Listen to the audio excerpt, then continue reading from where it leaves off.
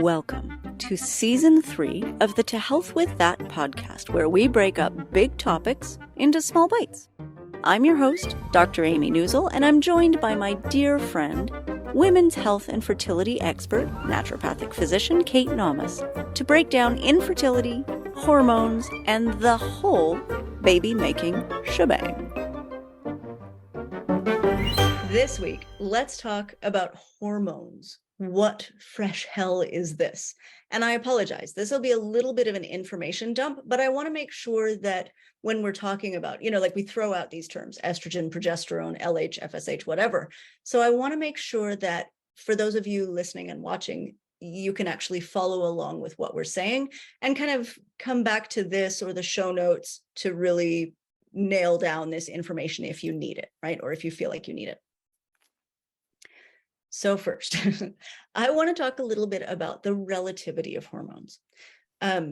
People get very attached to absolute numbers, especially with health, right? And I don't know about you, Kate, but in my practice, I see all sorts of people that come in with like stacks of medical tests that have all of these numbers and they want everything to be optimal, optimal, optimal. Great. I want everything to be optimal, optimal, optimal too. But in terms of hormones, I picture it more like a teeter-totter than like an absolute level, right? So what we need to do is balance them relative to each other and relative to your state of health versus get the number exactly right. Absolutely. Okay, good. I'm glad we're on board with that because Yep. I'm just not a number. For example, some women, as soon as they conceive, their progesterone is only like a 13, 14, 15. And I've seen those women go on to have 3 and 4 babies. And then another woman with a progesterone right after conception, a 13, 14, is not going to lead to baby in arms, and she's going to have an early miscarriage.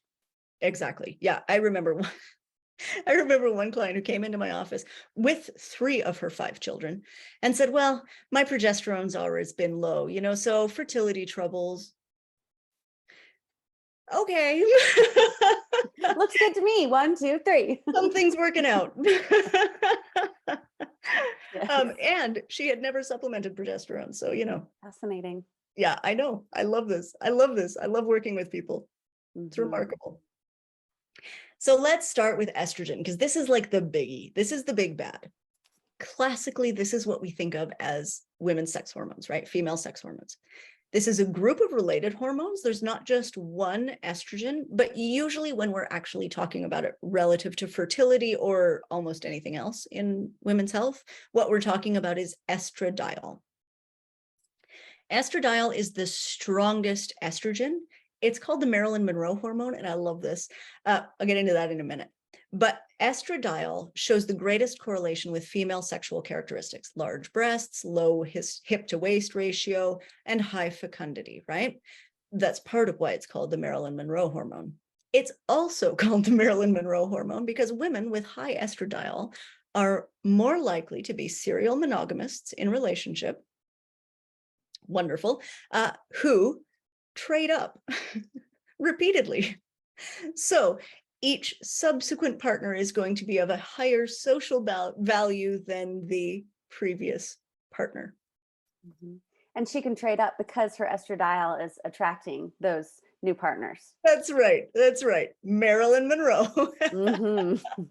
I love it. I've never heard of that before. I like it. I know. I love this. It was actually a commentary on a research article that sort of caught fire because it's so accurate, right? She is literally the picture of a high estradiol woman. Absolutely. Right? Because she's got that beautiful hourglass figure, but also her relationship pattern, her average was 3 years, and each subsequent man was socially better, right? Or socially more valuable in some way than the previous man. Fascinating. Right. Hormones. I love this, right? Mm-hmm. And I mean, just a note here, but like so much of our behavior, and I've talked about this a million times with epigenetics and genetic pictures, so much of our behavior is not, it's not about like personality or training. It's about who we actually biologically are, right? Yeah. So the hormone especially pictures for women, the genetic pictures. Yes. Who am I today? Might be different than yesterday. Yes. Just get ready. It's so true. So estrogen, usually when women have hormone symptoms, the hormone that's responsible is estrogen.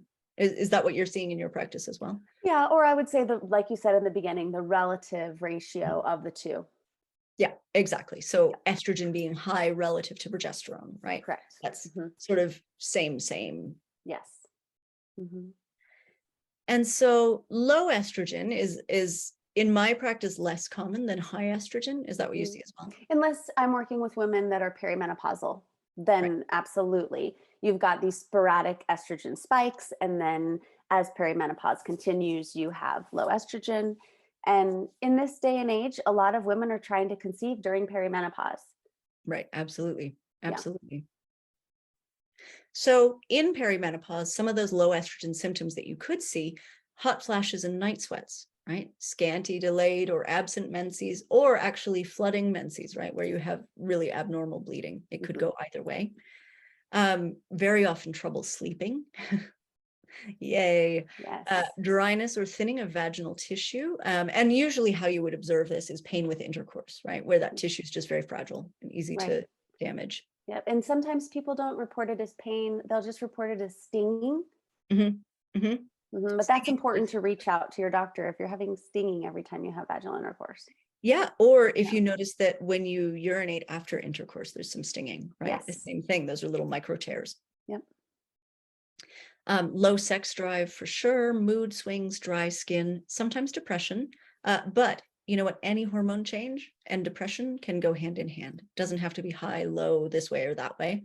Hormones, depression, meh, Yep.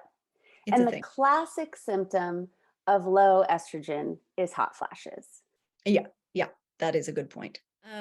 Some of the causes of low estrogen, you know, there's one too that I think is really worth noting is high performance athletes. I've seen a lot of, you know, endurance athletes, high performance athletes who are then switching into a phase of life where they want to conceive, but their level of activity is, and their natural level of activity, right, is so very high that their estrogens may be lower than average. Yep. And then POI would be my other one, premature ovarian insufficiency. That's true. Sometimes younger women are thinking there's no way I could have low estrogen. And Right. then when we do that infertility workup, we assess the estradiol on cycle day 3 along with the FSH, and we see really low estrogen. Then we're also going to make sure and rule out POI. Mhm. Yep, that completely makes sense. Well, and for the athletic women, you know, also very, very thin women.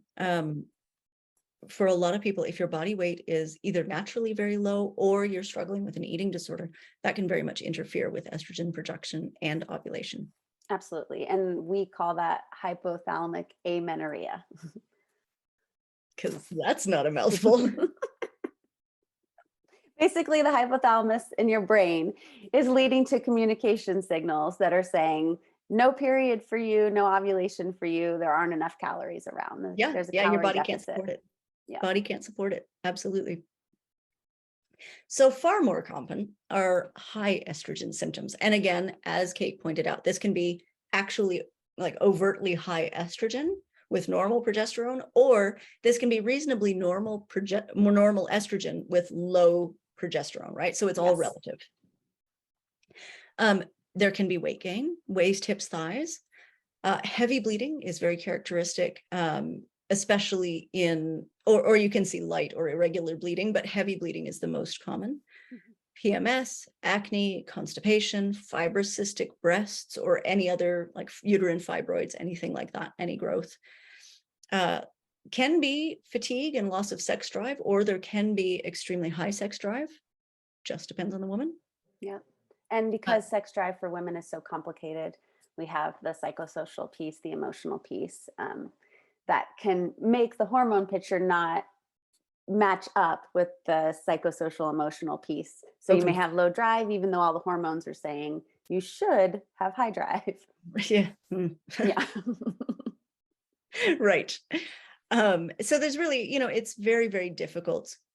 Sex drive for me, changes in sex drive that don't correspond to changes in social or emotional situation are suspicious, but changes that correspond with, say, changing opinions about partners or changing situations, changing life circumstances, those are probably not a medical issue.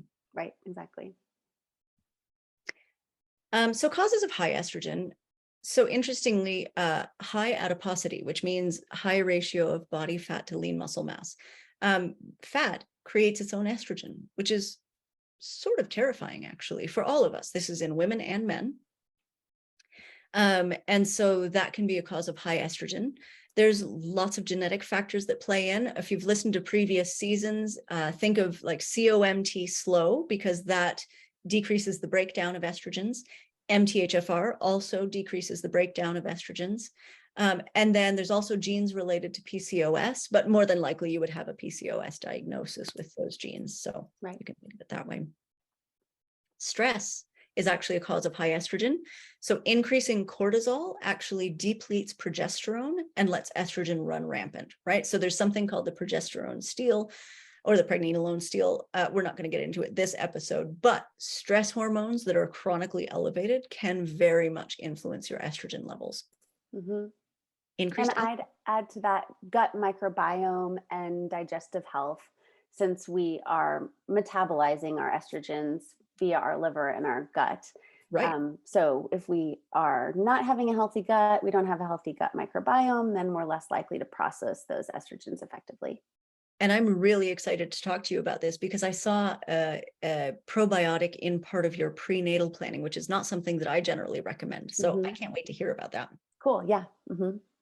That also has to do with placental seeding, but we'll talk about it more. Oh, okay. That's even more exciting. Xenoestrogen exposure. So this is a huge one, in the last decade, 2 decades, but things like BPA in plastics. And also if you get a BPA-free plastic bottle, it now has BP, some other letter, right? BPC, BP, whatever. These are BPA analogs. They have the same limitations as BPA does, right? The same estrogenic effects, right? So, all of those bottles that proudly proclaim that they're BPA free are still doing the same thing in your body, which is terrifying. Right. And those can come from companies that are considered like healthy food companies. Absolutely. So do your research. Absolutely. Yeah. And I mean, outdoor companies and, all of the ones that are saying they're good for the earth, good for the environment, good for the humans. Yeah. Maybe not. Insulin resistance is a really, really big cause of rising estrogens right now, because as a population, we are becoming more and more insulin resistant as we include more sugar in our diets and more starchy foods.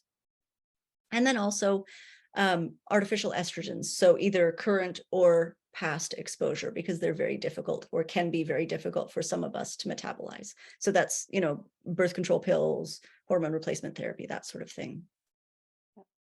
Kate and I busted time today because, let's face it, we like to talk. Please watch the video version in the show notes. See more of Dr. Kate at naumesnd.com. That's naumesnd.com.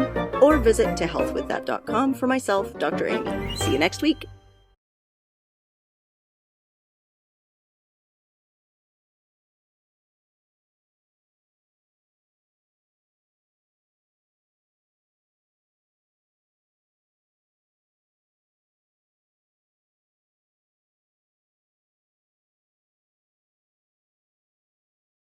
Kate and I busted time today because, let's face it, we like to talk. Please watch the video version in the show notes. See more of Dr. Kate at naumesnd.com. That's naumesnd.com. Or visit tohealthwiththat.com for myself, Dr. Amy. See you next week.